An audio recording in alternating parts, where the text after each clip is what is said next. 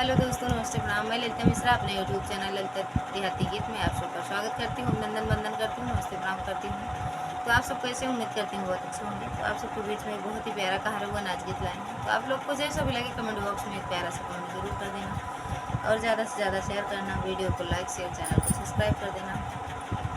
कोई रिन बेचथी कर मुआया मलई न ले तू ना, कोई रिन बेचथी कर मुआया मलई न ले तू ना, कोई रिन बेचथी कर मुआया मलई न ले तू ना। वही कोई रिनिया की खेतिया न बाड़ी अम्मा दई न दे तू ना, अम्मा दई न दे तू ना। है छोट का कोलैया अम्मा दई न दे तू ना, है छोट की कोलैया अम्मा दई न दे तू ना। कोई रिन बेचथी करे मुआ अम्मा लई न ले तू ना, कोई रिन बेचथी करे मुआ अम्मा लई न ले तू ना। वही कोई रिनिया के घर ना दुअर अम्मल दई न दे तू ना, अम्मा दई न दे तू ना।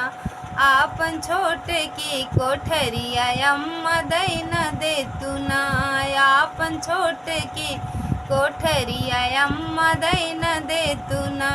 कोई रिन बेचथी करे मुआ अम्मा दई लई न ले तू ना, कोई रिन बेचथी करे मुआ अम्मा लई न ले तू ना।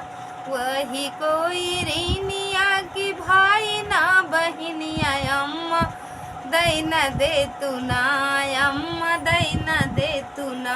आपन छोटे की बेटी अम्मा दई न दे तू ना, है छोटे की ननदिया अम्मा दई न दे तू ना। कोई रिन बेचथी करे मुआ अम्मा लई न ले तू ना, कोई रिन बेचथी करे मुआ अम्मा लई न ले तू ना।